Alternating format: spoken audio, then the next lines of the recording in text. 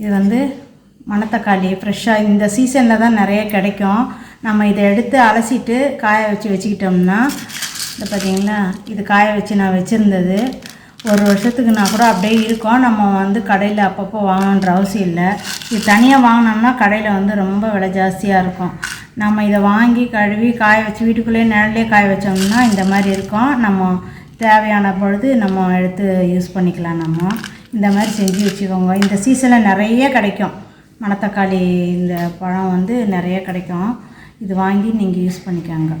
இது உடம்புக்கு நல்லது. வயிற்று புண்ணெல்லாம் ஆற்றும். குழம்பு நல்லா டேஸ்ட்டாக இருக்கும். இன்றைக்கி நம்ம பச்சை மணத்தக்காளி வச்சு தான் நம்ம குழம்பு வைக்க போகிறோம். இது வந்து இப்போ சீசன் அப்போது இதை வாங்கி நம்ம போட்டுக்கலாம். குழம்பு நல்லாயிருக்கும்.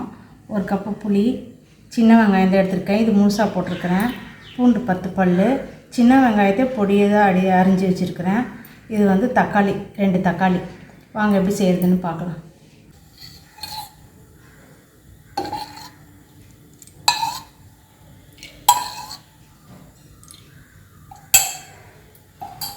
நல்லெண்ணெய் வேணுங்கிறவங்க நல்லெண்ணெய் யூஸ் பண்ணிக்கோங்க.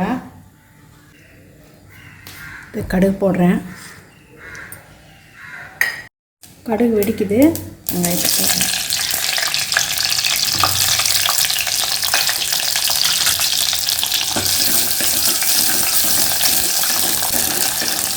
இது முழுசாக போட்டிங்கன்னா சின்ன வெங்காயம் வந்து சாப்பிட்றதுக்கு நல்லாயிருக்கும்.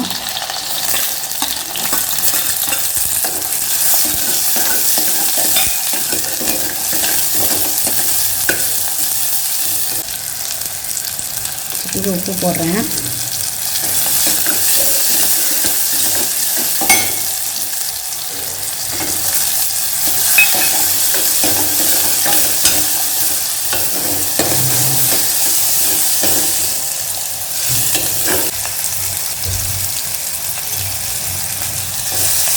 கருவேப்பிலை 2 பீஸ் போடுறேன்.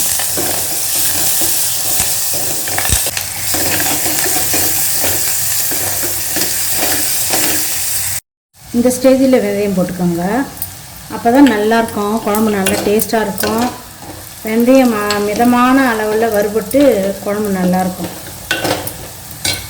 இப்போ வந்து இந்த பச்சை மணத்தக்காளியை போடுறேன். வெடிக்கும், தள்ளியே நின்றுக்கோங்க.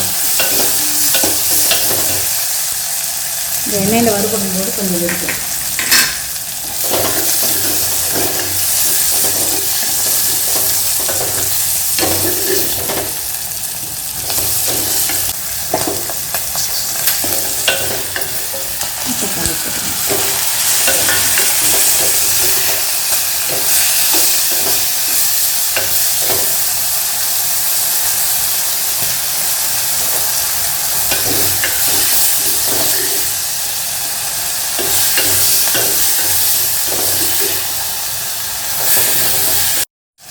மஞ்சத்தூள் 1/2 ஸ்பூன் போடுறேன்.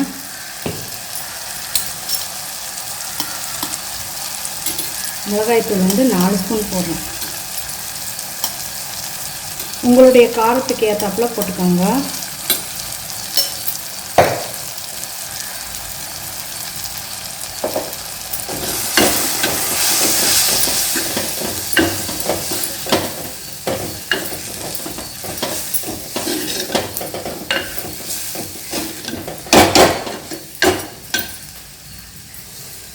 இப்போ கொஞ்சம் தண்ணி ஊற்றிடலாம். இப்போ மிளகாத்தூள் நல்லா கொதிக்கட்டும்.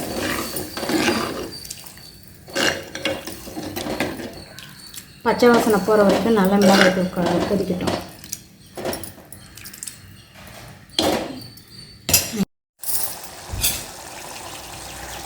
பாருங்கள், எண்ணெய் ஓரத்தில் பிரிஞ்சு வருது பாருங்கள், நடுவுலலாம். இதுதான் பதம். இந்த நேரத்தில் தான் நீங்கள் புளி ஊற்றணும்.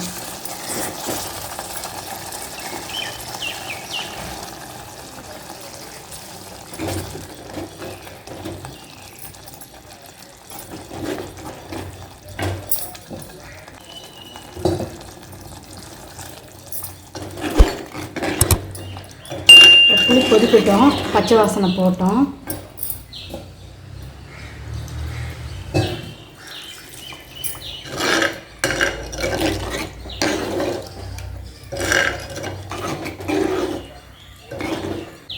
5 நிமிஷம் கொதிக்கட்டும்.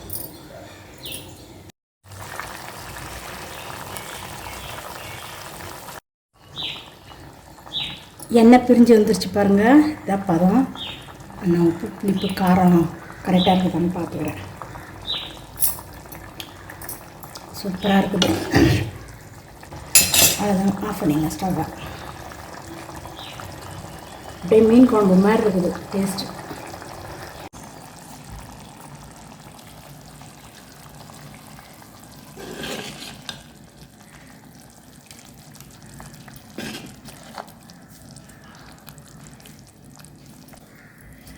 இது மணத்தக்காளி குழம்பு வந்து சாப்பாட்டுக்கு நல்லாயிருக்கும். களிக்கெல்லாம் சாப்பிட்றதுக்கு ரொம்ப நல்லாயிருக்கும். இட்லிக்கு, ராகி களி, கம்பங்களிக்கெல்லாம் தொட்டு சாப்பிட்டுக்கலாம்.